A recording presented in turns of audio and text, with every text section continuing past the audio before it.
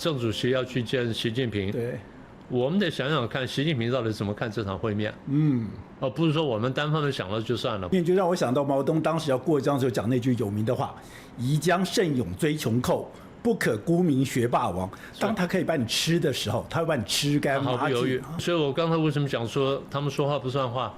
香港不是说50年不变吗？23年不到，变了。所以今天还有人相信说啊，台湾版1国2制会有用。你凭什么比香港好？这一次习近平一直要见川普，就是表示他自己内部有很大的压力，他面对美国的极大的一个压力。而这个极大压力其实干嘛？已经迫切感觉上已经到了第一岛链了。包括日本，包括台湾，我们都是守势。以前卖给我们的 F-16，那个引擎是变小的，你的油箱是变小的，你不可以飞到中国去，你很多都做了手脚。日本更不用讲，日本你都只能做防卫，你的飞弹就是打几十公里、100公里不得了了，你不能再打远的。好，你现在12式已经可以打1600了。你现在居然战斧飞弹都给你了，战斧飞弹也是可以打到1600的，那可以打到北京去的。现在的第一岛链，你已经不是守势作战，你已经攻势作战，这你就可以理解说为什么国民党非要打军购。如果有新的军购之后，台湾的建军概念是完全不一样，我们从守势作战变成攻势作战，而且我们是可以马上连到整个美国的那个印太司令部接受他们的指挥调度。我搞不好我们 F-16飞上去，我们根本不知道我们要干嘛，上去以后才告诉你一个指令，然后你一个坐标，啪你就打出去。这个对中国来讲是一个极大的威胁。现在美国对你的军事压迫，不是嘴巴讲讲，是我真的到你家门口，而且第一岛链不是一个捆龙锁，它根本就变成了一个攻击法体现。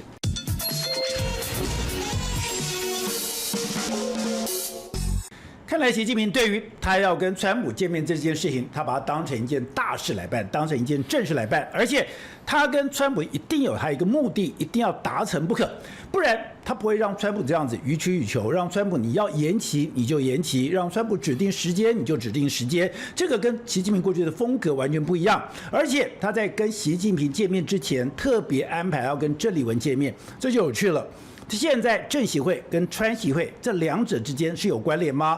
现在习近平是刻意在川习会之前安排跟郑丽文见面吗？那如果郑丽文这个见面跟川习会有关，难道川习会跟台湾问题有关吗？那如果川习会跟台湾问题有关的话，那对于我们台湾人来讲，我们要怎么样子严重的、严正的来观看川习会的发展呢？那在这段里面谈到这个话题，当然要邀请了明居正老师来跟我们讨论，让我们更了解这背后中国的战略、中美的抗争到底发展到一个什么样的程度。明老师你好。主持人宝杰兄好，各位观众朋友大家好。好，那苗老师，其实这一次的川习会的过程里面，让人觉得很多困惑，感觉上好像是习近平有求于川普，是习近平想要见面，不然的话，你看川普他在上任之后呢，对于习近平极限施压。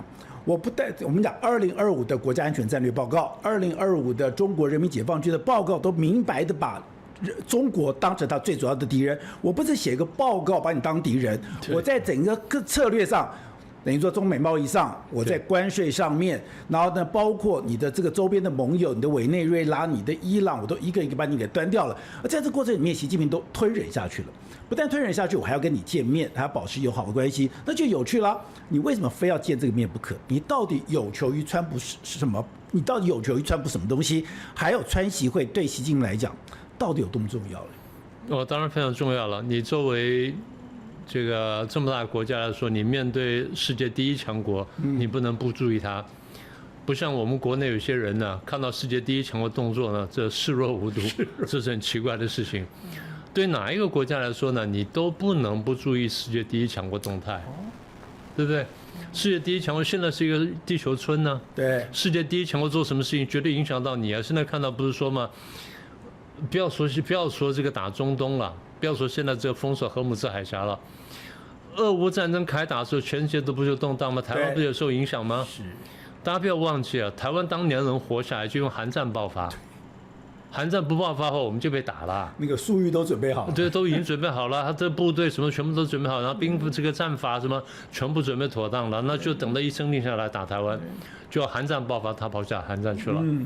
所以台湾怎么能不注意国际局势的发展呢？那对中共来说，美国是世界第一强国，然后跟美国关系这么密切，讲得难听一点，他中共从出生开始就想消灭美国。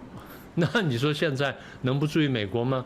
而且川普这任上来之后呢， 1年多，他们还没有真正这个谈过。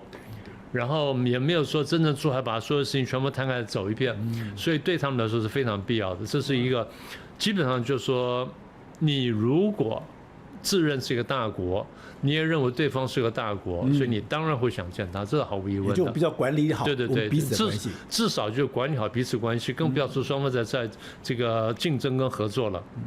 所以这是一个基本的一个，应该说出发点。那如果讲到你刚刚很细节的问说，那习近平有求于川普什么？其实你刚刚前面的引言已经多少点出来了，也就是川普现在其实第一任的后半段呢，他已经开始对付中共了，只是当时还不太成熟，很多人还不太顺手。那现在第2任回来了，生气了4年，想了4年，然后想好我怎么对付他，好，现在回来了，然后把袖子卷起来，好大干一番。就你上来我还没见你面，第一你去这个。打关税战，然后莫名其妙就把我打了几10%的这个关税，到现在下不来。然后现在幸亏我还有人准备有稀土啦、卖美债什么等等，勉强给你搞了一个1年的这休战。其实说1年，我认为不会到1年，应该怎么样呢？双方这边摩拳擦掌回去好好准备，谁先准备好谁就先动手。所以应该是这样啊，说1年，但不会到1年。对，这第一点，关税战。第二，巴拿马运河，我处心积虑弄了半天，搞了那个李嘉诚的长河，去弄了几个港口，又弄了什么东西，你现在一下把我挑掉了。对，我是真金白银买的，我真金白银买下就你要把我全部弄掉，然后把这个军队赶走了什么等等，你的军队要进来了，然后这个事情我。当然没有完全忍下来，他现在又起诉了，然后又什么要去争夺港口权，现在又扣了巴拿马的这个船只什么等等。好，这第2件事情。第3件事情呢，你把我南美洲那个好朋友委内瑞拉总统马杜罗给抓走了，那么高大家伙一下子啪就把他抓了，然后我的雷达也不管用，我的防空系统也不管用什么的，就你抓走，我实在丢脸。好，这第3件事情。第4件事情，去年呢，你又打了我中东的好朋友伊朗，你把他核设施炸了一轮，然后呢，现在这个今年的2月份呢，你又跟以色列又打他，打到现在还没打完，对，然后更可恨什么？你还军售台湾，对，你还军售台湾，你说130亿到140亿，另外外加60亿，然后呢，现在要给我面子，所以来北京前先不签，等到回去之后再签，那是可忍孰不可忍，所以你不要说这个。不要说大国关系，光看这几件事情就受不了，更何况两者之间很清楚，我们现在就是战略关系，就是战略对抗。现在问题就是，到底是你先扳倒我，还是我先扳倒你？但是呢，中共有个习惯呢，大家要想清楚，中共的行事风格是很确定的。他跟你好言相劝的时候，表示他吃不下你。他跟你讲好话、讲甜话的时候，表示他吃不下你。对。但当他觉得，不管是真的还是假的，当他觉得他可以吃下你的时候，他一口吞下去。就像国共内战。就像国共内战也好，那时候打到后来1949年上半年的时候，3场大战都打得差不多了。然后国民党呢，国民政府就派了这个团呢过去说要和谈，渡江要和谈，他不是和谈，你是要投降的，你要投降团。所以这个你刚刚提到说这个，郑主席要去见习近平，对，我们得想想看，习近平到底怎么看这场会面？不是说我们单方面想了就算了，不是这么简单的事儿。这你还得想想看人家怎么想的事儿。因为就让我想到毛泽东当时要过江的时候讲那句有名的话：“宜将胜勇追穷寇，不可沽名学霸王。”当他可以把你吃的时候，他会把你吃干抹净。毫不犹豫，对，毫不犹豫。所以我刚才为什么讲说他们说话不算话？香港不是说50年不变吗？对不对？结果呢，23年不到变了。所以今天还有人相信说台湾版1国2制会有用，你凭什么比香港好？对。所以我常问我说，中共为什么会更喜欢台湾而不喜欢香港？台湾人长得好看，是这样的吗？台湾民主，台湾爱好和平，哪一点可以阻止中共？坦白说，只有一件事情，实力，就这么简单。所以具体回来，你刚刚问说，那习近平有求川普什么？具体来说第一，贸易战嘛，关税战。现在打成这样，咱们是不是可以谈一谈？然后我也逼你一下，你可以后退一点，甚至取消。这第一个。第二就是我的科技发展还是不如你，我心知肚明。那你现在科技方面制裁我，从各种高端技术到成品到半成品，到什么 H100、200什么等等都不卖给我或什么等等，咱们是不是可以谈一下？这第二个，第三个人才交流，这个大家很少注意到，但中共靠的跟美国的人才交流，派人去学习，留学生什么等等，偷了多少东西回来？中国能崛起就是他到美国学习，真的是他自己晓得。这因为后来中共的一些领导人呢下台的那就回来想说，哪一个国家你回头看看这第二次大战以后，谁跟美国好的经济大体都发展起来了，跟美国不好的经济都下去了。对，那咱们中国现在经济为什么起来呢？因为曾经跟美国好过，对，是不是啊？所以跟美国不好的时候呢，经济可能就会下来。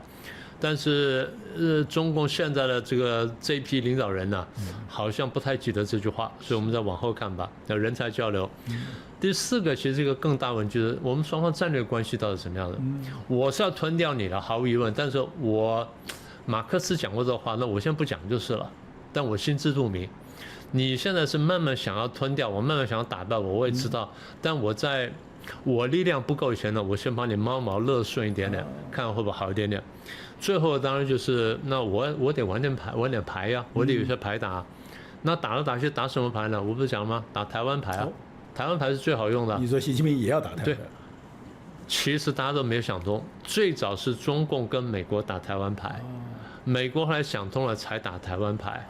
我们很早跟美国讲说你要来打台湾牌，美国没想通，所以韩战爆发之后呢，他才想到打台湾牌。其实我后来因为教书嘛，所以跟美方的智库啊学者交流很多。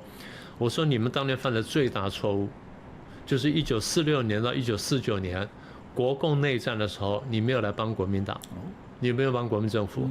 苏联是全力帮助中共，对，你没有全力帮助国民政府，没有全力帮助国民党，最后打输了。所以你们没有看懂国际形势。因为美苏的对抗拿中国当战场，那你现在不进来的话，那你就打输掉了。对，所以后来你变成说你要退到台湾海峡去防守苏联跟中共，否则你当初可以摆在中苏边界去防守苏联，相差多少几千公里，对不对？而且少一个大敌人。所以今天也是一样，你这个中共是看懂他敌人是谁了，美国看懂敌人是谁了。我们台湾有些人没看懂敌人是谁，朋友是谁，这是最大的问题。因为我像毛泽东讲过一个，就是在做任何政治判断的之前，要先搞懂一件事情，先搞懂敌我关系。本来就是这样，先搞懂敌我关系，你才可以做下一步。不过这话我还要在前面，敌我关系你已经确定敌我了。我现在讲的是确定敌人是谁，朋友是谁，是确定敌友是谁，然后才能确定敌我关系。因为敌人可能不止一个，你要排序啊。对这是1号敌人，这是2号敌人，所以我拉拢2号敌人去对付1号敌人，这是中国今天的做法，他对台湾也是如此。好，那你刚刚提到就是实力原则，实力原则才是一个真正能够保护台湾，让中国不敢轻举妄动的一个最重要的关键。对，那这个实力其实不是台湾实力，这个实力其实是美国实力，就是我们后面有一个美国在后面在支撑着，而美国在这一次的委内瑞拉以及伊朗的战争里面，我觉得让全世界惊讶到说，他的军力似乎已经到了另外一个层次，跟所有的国家都不一样。特别他现在的全领域作战，把太空军跟网际网络部队都加进来了以后，等于说他感觉上已经可以压制了所有各国的军力。你看到中国跟俄罗斯的武器都不能用，那这个东西也是不是习近平他必须要示弱的原因？那当然是了，至少他现在觉得说，我目前没有把握打赢你。当我有把握打赢你的时候，我就不客气了。所以我就讲，我说他只要反正跟你讲甜话、讲好话的时候，就是他觉得他实力还不够。那今天习近平我们说委曲求全吧，那就是我认为我实力不够。但你说美国是不是全领域碾压，还很难说，因为坦白说，你说美国当年跟北约打仗，是不是碾压？是碾压。那为什么最后打不赢呢？因为看你打哪一类型的战争。当时的战场呢有2个，一个是在越南战场，对，一个是在美国社会啊。对，一个在美国社会，这你很清楚。那时候你跑新闻，你很清楚啊。你眼睁睁的看着就是在战场上的是打赢了，但是呢，在名义上打输掉了。所以今天呢，伊朗也想这样打，然后委内瑞拉当时也想这样打。但是中共和俄罗斯现在帮着伊朗在打这件事情啊。那这东西等一下有空我们再详细说。所以这第一点，第二点就是你在战场上，在硬体上面呢，美国可能是领先的，但这种领先也并不保证说你一定全胜，因为现在看到就是，即便是全领域作战，人家的低阶武器对你仍然能造成一定伤害。美国现在那个 AWACS 在沙烏地不是被打掉了吗？对。人家一个什么是无人机还是飞弹，不知道把它打成2截嘛？所以换句话说，人家也有一些东西呢。是这样说吧，你可以把人家打得半死，人家只要打掉你一只眼睛，你就很讨厌了，对，是不是这样？所以这个东西全领域作战，它固然是领先，但是不能低估人家的实力。另外一点就是，如果最近有2件事情让我们也特别注意，我们过去一直以为说伊朗的飞弹的射程呢。大概2000公里，对，就这次打出4000公里，没错，打到迪亚哥卡西亚，打到这个英国的这个基地。那么也就是说，当然后来大家猜测就是他是不是把它减重了？它原来是1吨嘛，然后减成半吨，然后把那个燃料呢再加一点点，这样就打得远一点点了。打得远是一个，当然第二个就看打不打得准。对第三个当然就是你那个如果弹头减半的话，那你杀伤力就减半。当然，但是也打中了。如果打的话就打中了，所以这个呢还不能低估。那第三就是，就算现在你全领域碾压呢，但是美国还是怕一件事情，怕核子武器。就像对核子武器，你这个始终是一个很讨厌的问题。对，现在我们怕伊朗，怕什么？怕脏弹。他没有核子武器，但他完全可以做脏弹。他把他现存的60%的浓缩铀，对，加在一个传统炮弹上面给你打出来，那就是脏弹了。或者丢在弄什么炸弹上，弄到一个火箭飞弹的头上打过来就是脏弹了。所以它可以造成污染，但它不会造成连锁反应，这是唯一的差别。那么其他的国家，你说俄罗斯也好，中共也好，他们有3合一的能力，有 Triad 的，它有空射的，有潜射的，有陆地发射的等等，它到底还是能够造成威胁的。核子武器是这样哈，你拦截了，你100%拦截那没问题，你只要漏掉一个就很讨厌了。对，所以当然看他打到什么地方，不过还是很讨厌。所以你可以看到。大家常常说美国欺善怕恶，我说不是，你仔细看一下，他对没有核子武器的他会去打他，对，然后你快要有核子武器的时候，我一定打他像伊拉克，现在伊朗一定打，你有了核子武器，我就不太敢碰你，像北韩，所以北韩讲说这是我的王牌。至于为什么那时候从克林顿开始跟北韩谈说你要废核什么等等，北韩死都不肯放。那所以金正恩跟川普不是在这个越南见过面吗？那或者川普不是先坐而去吗？金正恩一定很纳闷，金正恩多留了3天。第一天呢，消灭他的生物基证，这个我的什么毛发什么全部收掉，我绝对不留下来，让你不知道我的健康状况。第二，他去参观了这个越南的这个建设什么的。第三呢，还得问越南一个问题：我也跟美国打过仗。你也跟美国打过仗，凭什么你最后相信美国跟他合作？那我为什么不能相信他？对不对？是这样。越南答案很简单，因为最后我跟中共翻脸，你要不要跟中国翻脸？你跟中国翻脸，敌人的敌人是朋友。你只要跟中国翻脸，美国一定对你好；你只要不对中国翻脸的话，美国不会对你好。那看你要不要。我猜是这样。实地。好，那另外就是在委内瑞拉的这个战争跟这个伊朗的战争，中国出现一个非常有趣的现象。很多重要的军工负责人全部都不见了，一个一个下马。下马了以后，有人讲说，这是因为中国的这个军工，也就是它的现行，比如说他之前吹嘘它的飞弹啊，它的防空设备的，它的雷达啦，这些都可以比肩美国，可以跟美国抗衡。可这次人家如入无人之地，代表你之前吹嘘的这些军工都是没有用的，没有用的。那你这些军工的专家当时跟习近平的报告，你做的所有的这些测试，那不就造假吗？那这不就对中国来讲非常尴尬吗？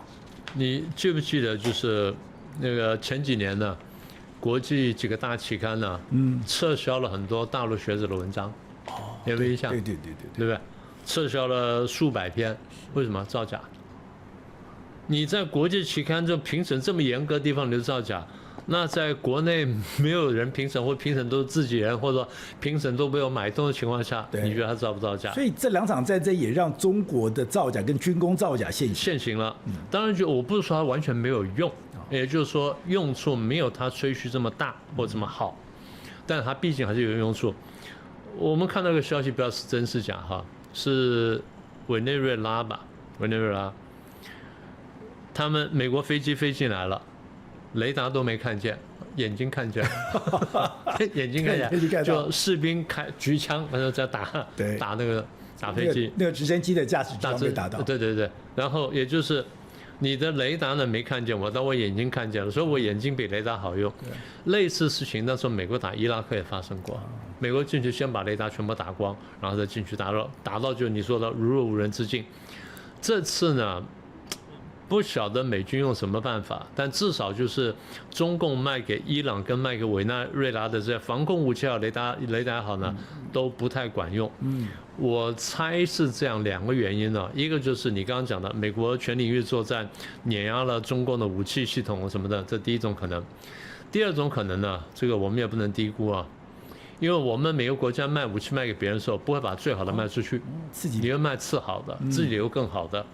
所以那个武器不管用，那就是我卖给他就是2等的嘛，我卖 B 品嘛，我家里留 A 品。但是这个如果是在习近平看起来，或者在中共中央看起来，就是 B 品也应该发挥一下作用啊。对啊，怎么 B 品都没看见呢？那你讲谁敢相信我们中国的武器呢？那就不行了，那就这样卖不掉武器就算了。B 品也不太管用哈，我就担心 A 品吧，对不对？那说不定你拿 B 品骗我呢，那我怎么知道呢？所以回头调查一查出一堆问题。最近呢就连抓了3、4个，对第一个是叫吴曼青，他是雷达专家。它还不是一个雷达，它是弄一组雷达，然后这个联系起来。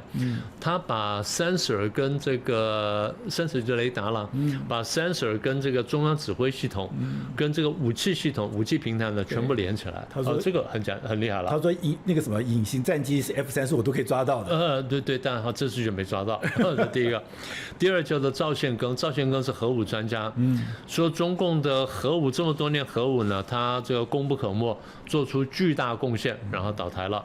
第3个呢叫魏义营，他是叫做什么呢？他是叫做航空航天集团的专家。航空跟航天不太一样啊，航空就是飞机，航天是太空，我们叫航，我们叫太空，他们叫航天。他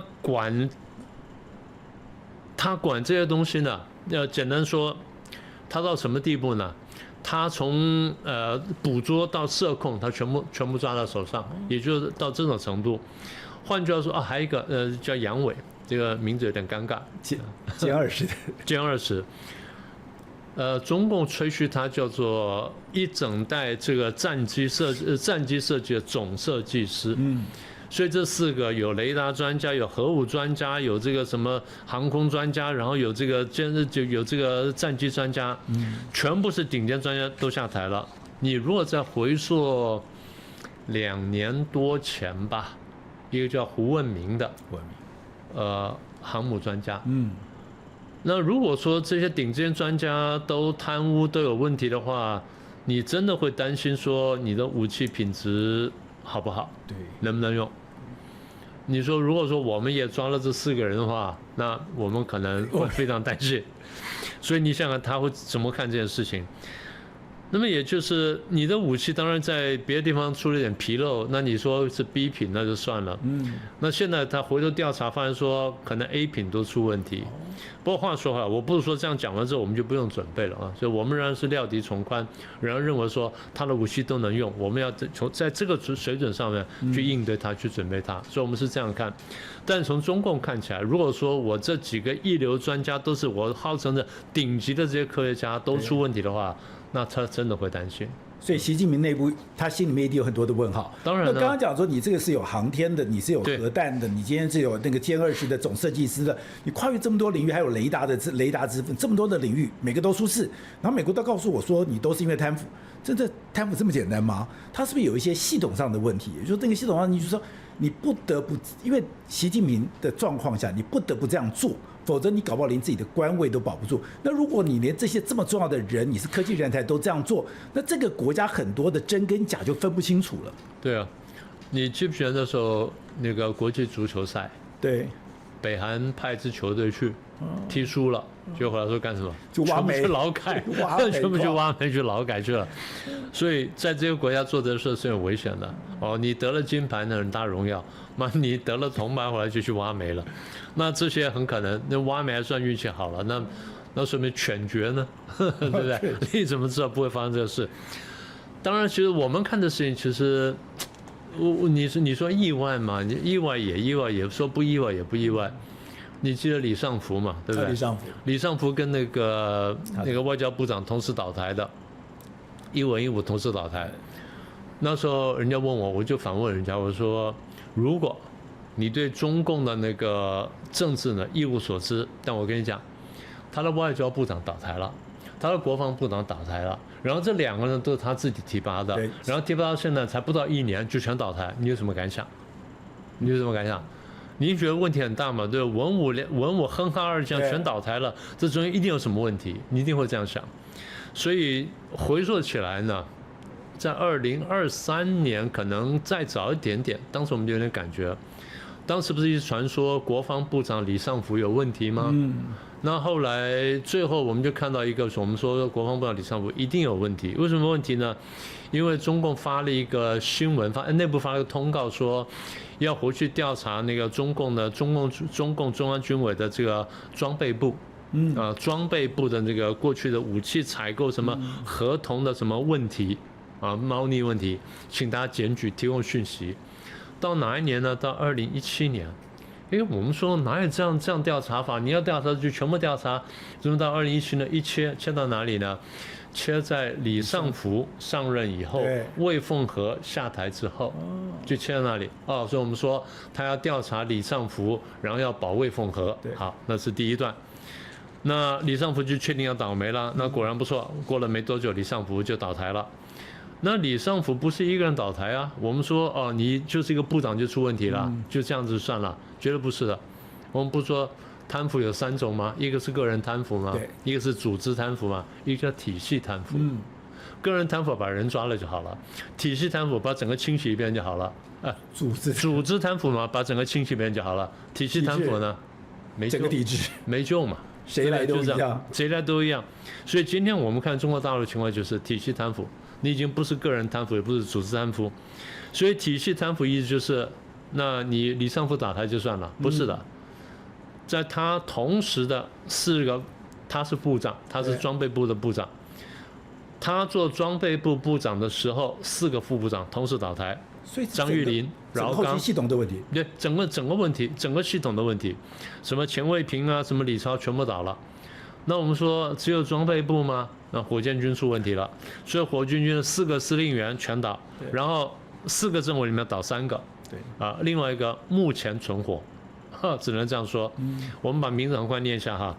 刚才讲说火箭军第1任魏凤和从2炮过来的，然后周亚宁、李玉超、王厚斌。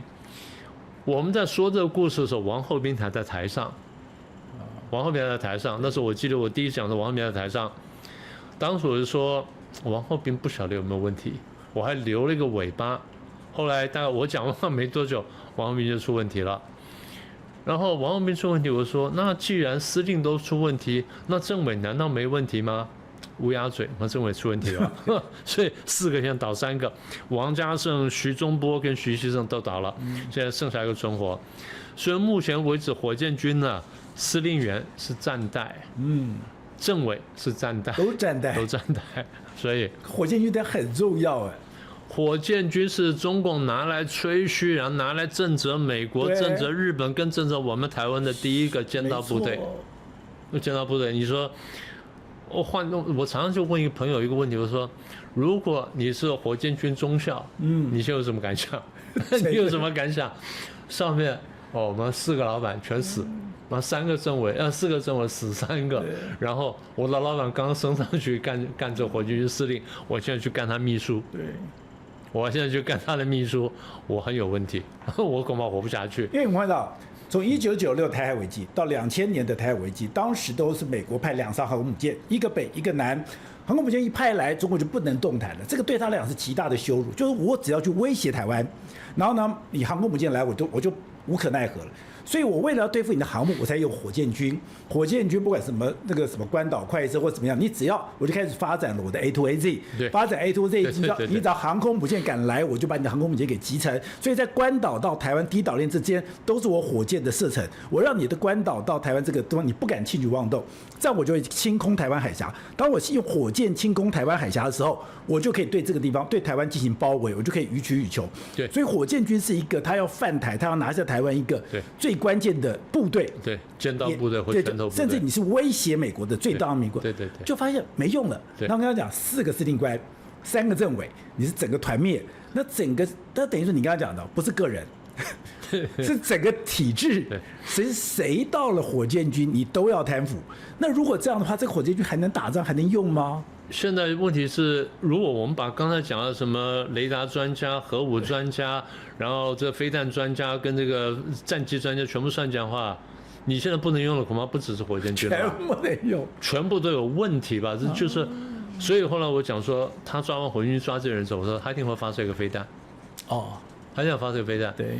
第一，我要看到到底能不能用。是。第二就是我发射飞弹，要告诉你们，我还能用啊。火箭军还可以。我还能用，我还能打仗。你不要轻举妄动啊！你不要以为我可以欺负。所以他每次清洗军中事宜，他就会搞一次军演。对，对，因为他也要确定说，我到底他要确定一件事情，我能不能指挥得动？对。弄完之后你们通通不理我了，然后我要打人的时候你们通通不动手了，那就不行了。所以我要确定我能指挥，所以我确定能指挥，要确定武器能发，然后确定能吓到你们。对，所以他是多重嘛，说必须有一个军演所以什么战备警训什么都是这样来的。当然一方面也就是吓台湾了，台湾也真的有人会被吓到，真的被吓到真有人被吓到。我倒不是说我们不该注意，料敌从宽嘛。但是你吓成那样也太离谱了啦，那也太离谱了。所以回头去看呢，我觉得是这样哈，它不只是单单一个贪腐的问题，因为贪腐我刚刚讲说，你就贪污嘛，就这样。现在贪腐影响到作战能力，对，现在火箭军不行了，那你觉得说它航母行吗？对，你觉得航母行吗？你觉得它的这个其他东西都行吗？它的战车啦，它的什么东西都行吗？你的中间别人不贪污吗？对，你现在回头看看，现在我回头去看了，军工集团出问题，其实不是现在。那刚刚讲那几个，前面讲什么吴万清那几个，他们都兼过军工集团的，或者总经理、副总经理，或者兼过那个董事长的，都兼过这些位置的。你要往后头看，还有几个人呢？第一个叫做吴彦生，航天科技的这个负责人、董事长。他负责过什么呢？长征火箭。所有这些就火箭、飞弹，然后发射太空船什么，是这个火箭推出去。第二，神舟太空船。第三呢，北斗这个系统，这是航天集团他负责的东西，然后这个董事长倒台了，叫吴彦生。第二叫刘石泉，他叫中国兵器工业集团的董事长。兵器工业集团负责什么呢？共军的、陆军的所有轻重装备，从装甲车、坦克车到重炮、到机关枪、到火到子弹，他负责出问题了。然后第三个叫谭瑞松。谭瑞松最近才被判死刑，就这个礼拜的大概差不多这2个礼拜的事情，才刚刚被判死刑，连死缓都没有，死刑4缓，判死刑，然后缓刑2年，是你是专家，4缓，对，4缓2年，他贪的钱不算多，33亿而已，33亿而已，不算什么。他是什么呢？他是航空工业集团的这个董事长。中共这么多年的军用、民用飞机呢，基本上从这个集团出来。所以表面看起来就是贪腐啊、买官卖官啦、贿赂啦，然后什么等等。那其实整个你看起来哈，因为我们常常不是过讲说什么大炮想黄金万两吗？现在中国发现大炮还没想黄金就万两了，已经万两了。为什么这样呢？从研发开始，比如说，这个你是军人，你需要什么武器？我是科学家，那我负责研制的武器。你跑来跟我讲说，哎，闵教授，你可不可以研制什么武器？我说可以啊。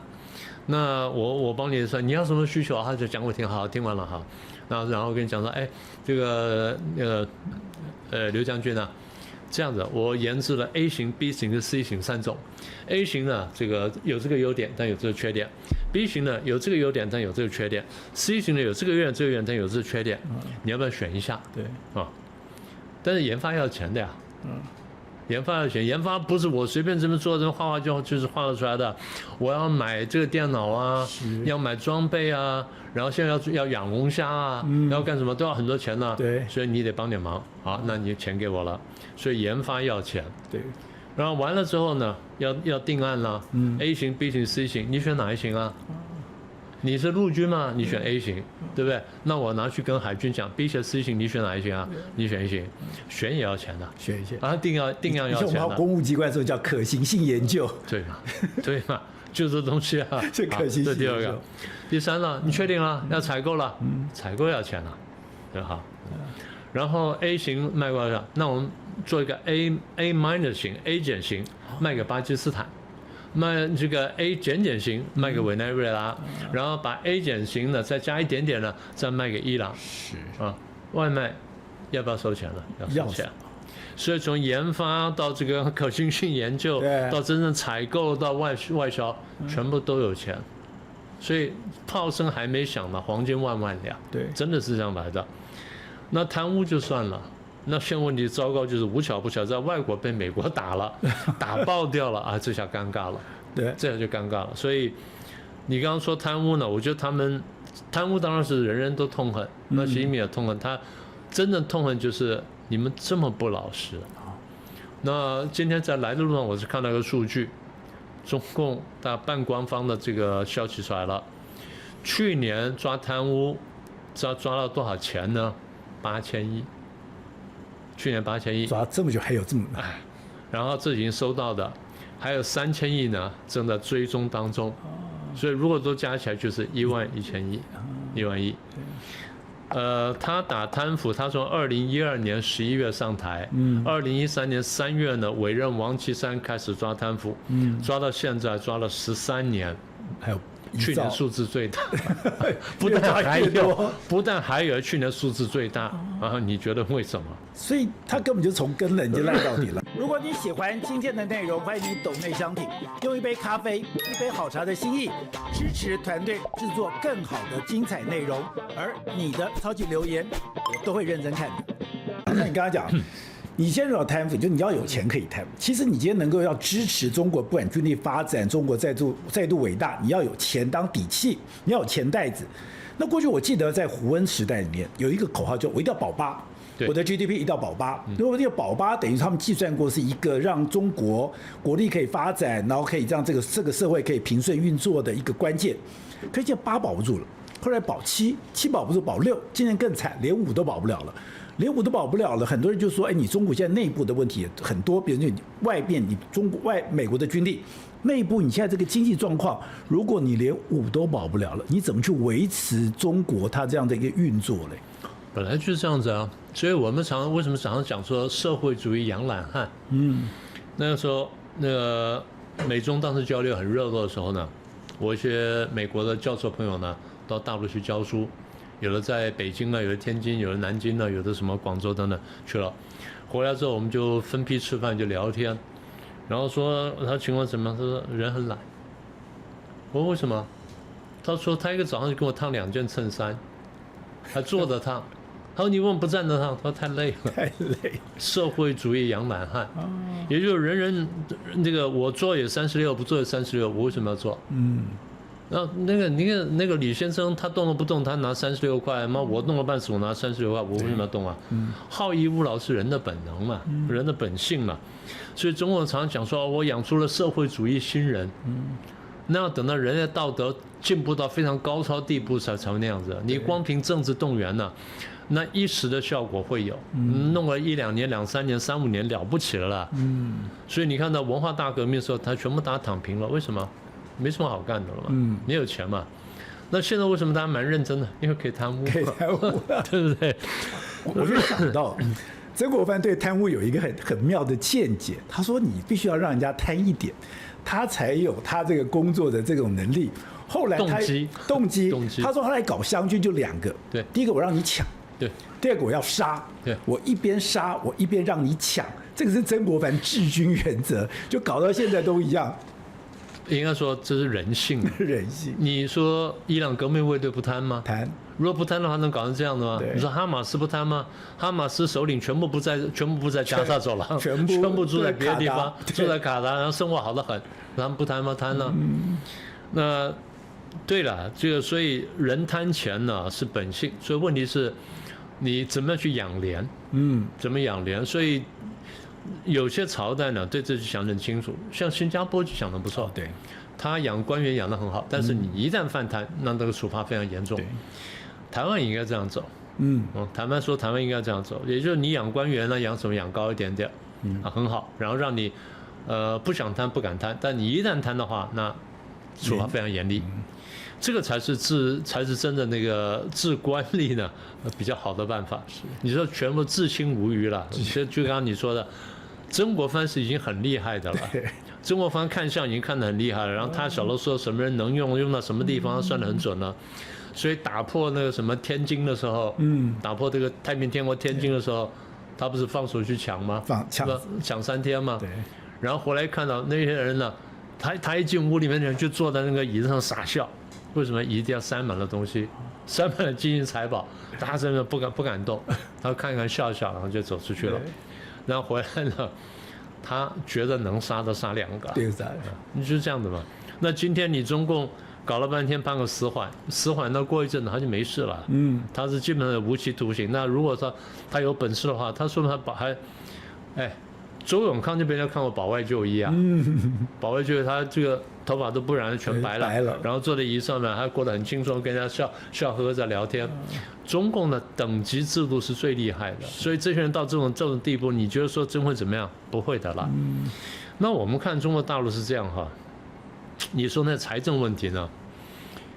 一个国家呢，我们看过，因为我们在这个学校，你不管是上学也好，或教书也好呢，我们有一门课叫做比较政治或比较政治发展，这个你大概知道的。那么也就是研究很多国家呢，政治怎么发展过来的。我们最关切的什么呢？一个国家从农业社会走到工商社会的时候，你的这转型的过程，因为这是现在工业革命之后，它冲击了全世界200个国家民族呢最大的一件事情，所以我们就注意到一件事情：大部分的国家，你从农业走到工业的时候呢，只要你不太离谱呢，通常一个蛮不错的发展期。台湾也是这样啊，对，台湾那时候50年代、60年代，我们那时候励精图治，然后这个发愤图强的时候。你记得，当你年纪还小了，你记得我们那个时候这个 GDP 成长最高，每年到什么时候呢？10几吧。对，双位数。对啊，我们有10几，我们是创世界纪录。是，就这个台湾2位数的成长的时间长，是到现在还没有人破。对，没错。换句话说，我以为你那年纪很小的，你居然知道这个事情啊？那么也就是说，双位数是一件不容易的事情。那么也就是说，你这个土地很便宜，劳工很便宜，水电很便宜，然后这个交通很便宜的时候，你这个成长非常快。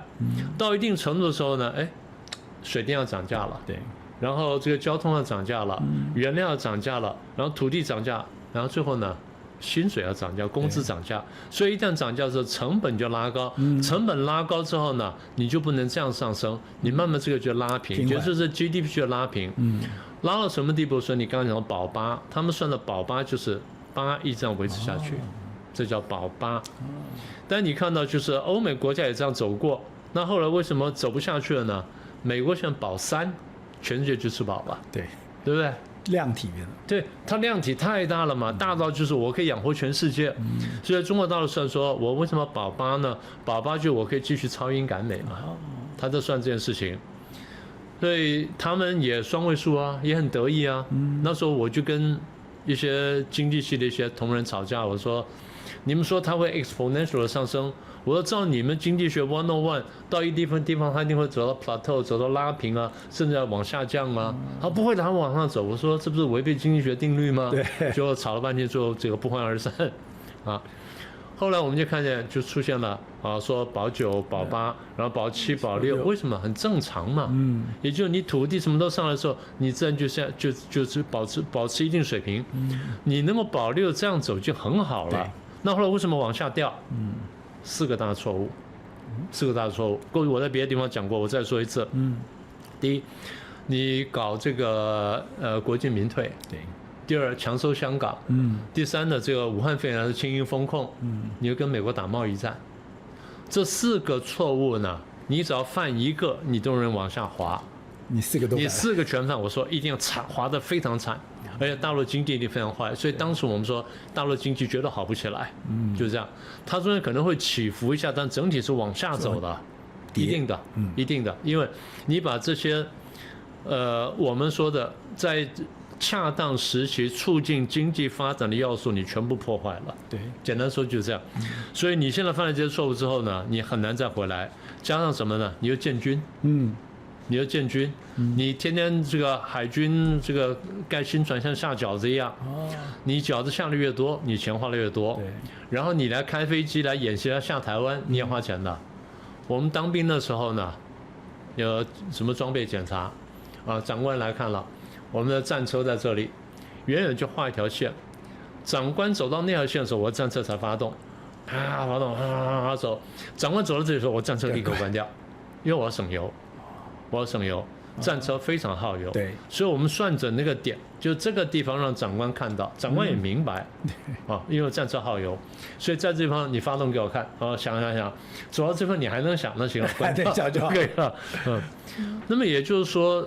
你这样子开飞机来下我们下菲律宾或下日本等等，你是要花钱的，成本对，你是有成本的。我不要说飞机折旧什么等等，你光耗油你就受不了。对，好，那这第3个。再来，你搞战狼外交，战狼外交要钱的，不是不花钱的。然后你在美国搞渗透，那花钱的。然后现在全世界倾销现在反弹了，人家开始封锁，开始拦你了。还有一点，这个将来有机会我们再详细说。中共现在统治到现在，它的官民比例是中国历史上最高的。官民比例，官太多，养太多人，养太多官，吃皇粮的。还有一个就是我们刚刚讲的贪腐。你把这些都加起来，你觉得他财政不出问题吗？那当然是问题，一定出问题。对，你再厚的家底呢，你也得这个消耗，更不要说现在去年就抓了8000亿。是。你如果说把那1万，把那8000亿全部存进，老老实实存进国库呢，还没话说。对，你要存国库的时候，说明又少了一点点。这时候还可以再捞你都不晓得，那时候很多国家这烧那个不是把旧纸烧出来吗？破烂不能用吗？从来没有烧到100%的。从来没有烧100%，一定有几分钱又偷偷拿回去用。觉得这个反正我拿4分钟用还是可以用的，所以不要以为烧了就烧掉了。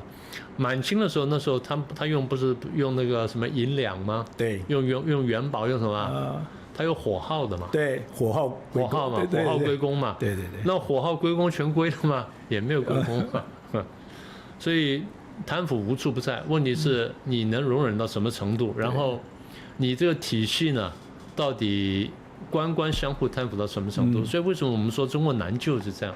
他的确是到体系贪腐了，他现在也知道，所以麻烦很大。那现在中国另外一个麻烦就是它一个卷字，它卷字里面它说内部的，你说我们就看到有一个数字蛮有趣，就是它的出口其实已经创新高，是它的出超也创新高，已经破1兆了，1.2兆了，好，1.2兆，可是它对它的 GDP 没有任何进展，也就是说我卖很多，可是卖很多基本上都不赚钱，我的国内也不赚钱，就大家都不赚钱，然后你都不赚钱，你现在本来30%的房地产，这是你的一个火车头，非常重要的，这房产也没了。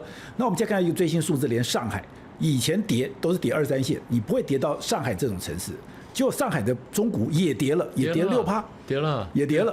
那如果这样的话，6%是很可怕的数字啊！不要搞说6%很可怕。对，那我就说，那中国的整个内部的经济是比我们想象来的更糟糕的。当然是，不过你如果说一天到晚看你手机上的数字，或者你看某些台的话，那你会觉得大陆经济很好了。但这话我已经讲了，这个10年8年，我说大陆经济一定往下走。那时候大陆很多不是两岸交流吗？很多学生来台湾吗？那我上课时候也有大陆学生嘛，我就跟他讲说大陆经济会差，他们不太相信。我说我就摊数字给你看，我说这个，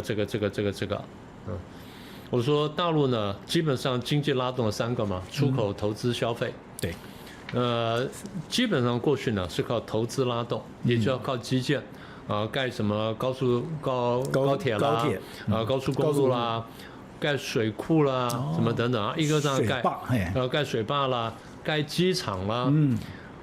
前阵我看到大陆一个统计数字，全中国大陆呢，我们常说文字馆，我们骂得要死，对不对？哪边弄了一个艺术馆，完全没有用，文字馆浪费公帑，对，骂了个半死，然后呢，官员呢下台了。大陆我上次看到数字，全国呢目前抓到的文字机场26座，机场完全用不到的26座。就像习近平前2天去看的雄安新区，那根本就是一个他没有下车。一个超惨，对，所以有的这个中国大陆很多，我们常常讲说，我一个朋友讲的最好，你有心乱搞都搞不到那么差，更何况你很认真搞，我搞成这样的。所以我们在说什么呢？计划经济也好，共产主义也好，你不能违背人性来干，你必须是迁就人性。我们不说资本主义万能，但资本主义的确有它优点。像这个经济学家张五常就讲过，他讲过那个渔场的道理。他说那个像美国、加拿大很多地方养鲑鱼，他是包出去、承包出去。我去看过鲑鱼场，他承包出去的，弄得非常好啊。他从河口开始整治，他说整治完之后呢，然后这个每年呢有几百万条的鲑鱼呢想上来，但是我把河口整治之后呢，有一些就上不来。你身体差的我不让你上来，我在河口淘汰多少，然后我一路这样做，然后做水坝做什么？你看过没有？有的坝几公尺高的，这样跳过去，它这样跳，然后这边水流非常急，而且这边缓冲区呢大概只有2公尺，所以这个鱼要在2公尺的缓冲区，然后跳2公尺，真叫鱼跃龙门。对，我们那看到佩服得不得了，我们要加油，啪跳上，哇，很佩服。没跳上去，过一会儿我们在旁边吃掉它，旁边有餐厅把它吃掉了。然后这整个呢是国家承包的国家承包的包给你是商人，你的商人呢1年给我多少钱是吧？所以他很用心经营。他要保证水质很好什么的，最后我就问那个厂长，我说，那最后你们这边的水呢到什么地步？他说你看啊，我们的河道是弯弯曲曲的，然后间隔种树，我还没注意到，我以为这，他不是的，我们算过，他算什么？算阳光洒进来的量，这太厉害了吧！很厉害，阳光洒进了多少量呢？照到水面，照到底下，水的温度是多少？对。然后水深呢，大概是不超过30公分，然后底下是圆的鹅卵石，鲑鱼才喜欢在地方产卵，所以这样很好。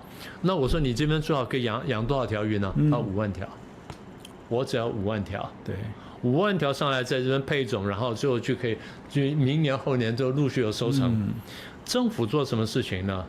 政府保证你不要乱搞，你不要乱下药，卖出来的鲑鱼呢是合乎标准的，肉质啦、药量啦什么的，营养什么都没问题，然后什么寄生虫什么都没问题。那政府对这个渔场这样管，对那渔场那样管，那渔场这样管，然后都承包出去，写得清清楚楚，这就是资本主义的优点。它有很清楚的法律体系在保护这件事情。我不是要保护这厂长。我保护什么呢？一个很好的经商环境，对产业，我要保护很好的经商环境，保护一个公平的、合理的经商环境。对，大陆问题是没有公平合理经商环境，这是最大问题。那最大纰漏在哪里呢？太子党跟太孙党可以经商。对。这是最大的问题。然后他们可以有特权，他可以拿到你拿不到的东西，对，他可以拿到你拿不到的合约，他可以给出你给不出的低价，然后最后他可以得到最大的好处。所以我有一次听到一个我的大陆高干的朋友的朋友说，然后那个高干讲说，每一笔生意没有1个亿我是不做的。口气这么大，标准这么高，没有1个亿我是不做的，而且它的亿是人民币4亿5，4亿多，对，没有1个是不做的。我不知道讲的是总营业额呢，还是利润？对吧？抽手。我不知道讲的是营业额还是利润。如果是利润的话，那就更可怕，对不对？那如果营业额已经很可怕了。那么换句话说，如果你一个营商环境呢，这么不公平，你觉得会好吗？不会，对不对？所以现在为什么这些外商常常这么抱怨，然后跟这个美国政府讲说你要限制大陆啊，跟他谈什么东西？所以这次你说川普去要谈出一个贸易协定出来，贸易协定里面很重要一部分，除了什么其他条件之外，很重要一点就是外商或者美商在中国大陆营商的时候，能不能有同样的或者至少相当不错的待遇？对，要有公平的待遇。然后你要有合法的保障，你不能说我去打听个什么数字，你把我当间谍抓起来。对，现在不是有 due diligence 这个 check 吗？不是有这东西吗？所以这些问题呢，都是应该这样说吧。就因为这个我们时间差不多了，我们就不能讲太多。那么也就是说，大陆的营商环境呢，基本上是不理想的。是。所以刚才讲说财政什么的这些呢，都是一系列下来的问题。我再说一次啊，我不是说资本主义完美无缺，我只是说资本主义经过了200-300年走到今天呢，它算是我们现在进入工商社会之后呢，一个比较好的一种政治经济体制，只能这样说。好，那另外当然讲。这一次，习近平一照见川普，就是表示他自己内部有很大的压力，他面对美国的极大的一个压力。而这个极大压力，其实已经迫切，感觉上已经到了第一岛链了。本来想讲，包括日本，包括台湾，我们都是手势。以前卖给我们的 F-16，那个引擎是变小的，你的油箱是变小的，你不可以飞到中国去，你很多都做了手脚。日本更不用讲，日本你就只能做防卫，你的飞弹就是打几十公里、100公里不得了了，你不能再打远的。好，你现在12式已经可以打1600了。你现在居然战斧飞弹都给你了，战斧飞弹也是可以打到1600的，那可以打到北京去的。因为就是说，现在的第一岛链，你已经不是守势作战，你已经攻势作战，这你就可以理解说为什么国民党非要打军购。因为这个我们现在如果有新的军购之后，台湾的建军概念是完全不一样，我们从守势作战变成攻势作战，而且我们是可以马上连到整个美国的这个是印太司令部接受他们的指挥调度。我搞不好我们 F-16飞上去，我们根本不知道我们要干嘛，上去以后才告诉你一个指令，然后你一个坐标，啪你就打出去。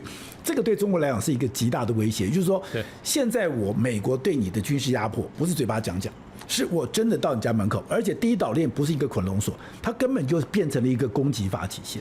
是，现在问题就是说，美国的思维还是这样的。大概他不会开第一枪，他都不会开第一枪，但只要你开第一枪，保证你可能会可能会吃我100枪，大概是这个逻辑。所以你刚刚说第一岛链变成一个捆龙锁也好，或变成攻击发起线也好，你看那个赫格塞斯去年发布的那个内部的备忘录已经知道了嘛？他已经讲说我们要保证我们在第一岛链呢。不受到威胁，我们第一岛链上朋友盟友不受到威胁，然后保证能够有反击的力量，所以已经非常明确了。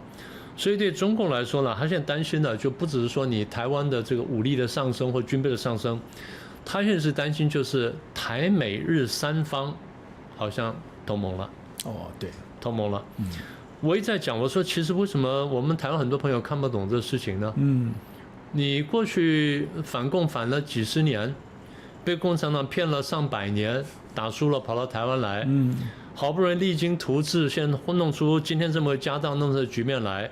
对，你选举选输了，你不需要去拉共产党啊，你在内部完全有宪法，有这个选罢法，有公投法，你可以去对抗台独的嘛。当年你不跟人家讲台独，人家现在讲成功了，现在人家不跟你讲统一，你讲清楚嘛，你要怎么样的统嘛？民主、自由、法治、人权统还是中共一党专制统？你讲清楚嘛？讲清楚之后，你就把那个红帽子摘掉了。红帽子摘掉之后，你大可以勾勒你的你的理想去选举，不需要去拉拢中共的。我觉得这是一个最大问题。所以这问题在哪里呢？就回到我最开始讲的敌友不分。对不对？敌友不分。你如果说一个国家分不清楚敌人跟朋友的话，你就会被敌人消灭。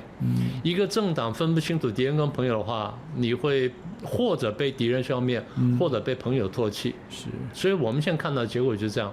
这话我已经讲了几年了，但现在好像似乎一步步往这边在发生。而且我们现在看到一个状况，就是刚刚讲的，现在中国对美国有点无计可施，对他现在的状况有点无计可施。他无计可施了以后，他发现这个全世界只有一个政党是站在他旁边，就是中国国民党。那另外现在当然民众党现在也是类似这样的一个状况，也就是说。他以前常讲寄望台湾同胞，现在等于说寄望在台湾某些势力，你就发现那种渗透的力量越来越强。那越来越强，说更妙的是，现在连郑丽文都要去中国去了。我倒不反对他去，问题是你去你想干什么？你要达成什么目标？你是不是真正达成？我们先说，我觉得当然就是我们将来还可以详细说，我先开个头吧。中共认为他除了台湾内部之外，他当然还有别的牌可以打。比如说我玩美国内部，民主党里面有我朋友，美国有共产党了。美国共产党现在声势比较大咯，大很多，比过去大很多。现在美国社会里面很多反战游行示威，共产党在后面搞的。然后有几个大金主在后面搞，一个就是索罗斯啊，还有其他人我慢慢讲了。这个是美国民主党。一个是共产党，再来很多左派的教授跟左派的媒体，天天在骂，这是可以合作对象。再来呢，全球反美运动，全球反美运动背后也是刚刚讲的几个金主啊，对。那再来什么呢？台湾里面嘛，所以你刚刚讲台湾里面，它是我对付美国的众多剩下的棋子当中的一支嘛。那台湾是最好用，所以我过去讲我说。当中共在贸易战这什么无计可施的时候，就来骗台湾，是什么会台21条了，会台16条，或者30几条，我就讲我说，不要急着去，越到后面呢越大碗，越到后面条件越好，但是越到后面呢它越惨，然后你风险越高，你是要被美国剥1次皮呢，还是你要被中共剥2次皮？你自己选一下。我很早就讲这话，现在就这样了，是不是啊？那么也就是说，对了，我再说一次，我们不要跟大陆表示善意，但是在表示善意的同时，你是不是要有实力？我前面讲过，中共是认利不认理的呀。对，你去谈可以啊，那你手上有实力的时候去谈，那没问题。你没有实力去谈，他看的就是南宋派人来，南宋派，他就这样想的呀。当初毛泽东看那个国民党4个代表团来的时候，他认为你是来投降的，他不认为你是来和谈的。所以今天你认为你是和谈，不一定。而且宋涛讲是你多次表达要来中国的意愿，是，没关系。但是你如果说这边我通过了这个多少的军购什么等等啊，1万亿军购什么多少钱的军购，然后这边再来跟你谈，可以啊，没问题。但如果说我这边没有筹码，我跑去谈，我谈什么东西呢？我再说一次，中国共产党有什么理由对台湾人特别友善？你讲给我听。他连对自己人都这么不友善了，他为什么对你友善？我有时候到大陆去开会，大陆学者跟我讲说，明教授，你们还是接吧，我们给你们条件很好了，比对我们自己老百姓都还好。一下子这么看的？我说有这种话，能讲这种话？你对我比对你自己老百姓好，等我变成你老百姓之后，那会变什么样子呢？没错，对不对？你对我好是因为我不是你的老百姓，对嘛？这不逻辑不就是这样子吗？所以我再说一次，我的蓝营的老朋友们啊，你们真的想通这句话？是。我再说一次，我没有变绿，你们变红，想清楚。好，那最后一个就是我们还是把今天的政协会跟川协会，也就是说我在川协会之前，我特别安排了一个政协会。那这2个有没有关系？那如果有关系的话，是不是川协会里面有一个台湾议题？那有一个台湾议题的话，那到底习近平要得到什么东西？川普会让什么东西？那对台湾来讲，那是一个很重要的会议吧？第一就是刚刚前面讲了，你川普干了这么多事儿，把我这么多筹码都拔掉了，把我牌都拿走了，现在我要变一张牌出来。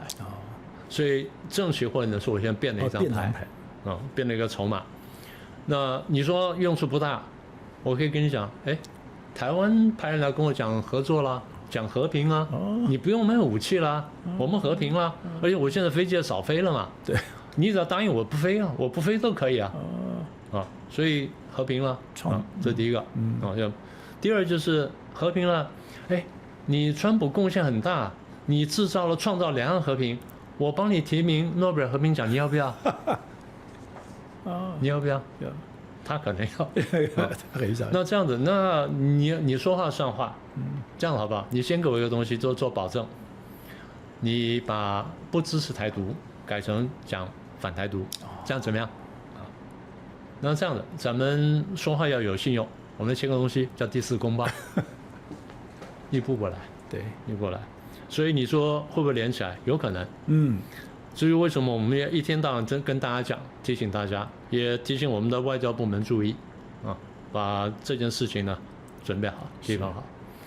因为中国人认为我骗过美国3个总统啊，骗过3份公报，凭什么不可以变第4个？对，所以你现在担心会签第4公报？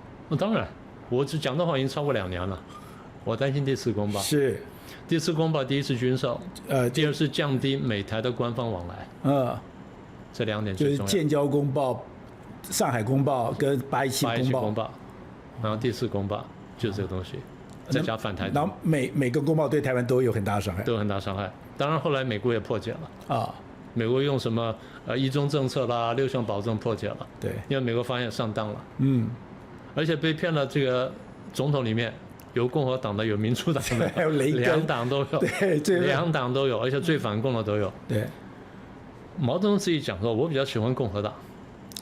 共和党虽然反共，但我也喜欢共和党。共和党比较表里如一，民主党比较不表里如一，这是他的意思。好，所以我们刚才讲，我们要在我们节目里不再强调，作为台湾这样的一个小的国家，我一定要知道国际的这个现实，你才知道台湾的地位。那今天告诉我们说，我们一定要知道大国，特别是第一大国。那中国如果是第2大国，2个国家的这个互动，2个国家的动向，也是台湾人一定要注意的。那现在的川习会，我就觉得很妙，是郑立委现在跑去了。刚刚讲，你如果跑去没有关系，可是你今天是在阻挡军购的情况下，如果跑去中国，你的一边削弱台湾的实力，一边去朝贡，这个就会让台湾人对你打上了很多的问号。对，所以非常谢谢米老师今天给我们上了一堂课，谢谢。哪里谈不上。如果你喜欢今天的内容，欢迎你斗内相挺，用一杯咖啡、一杯好茶的心意，支持团队制作更好的精彩内容。而你的超级留言，我都会认真看的。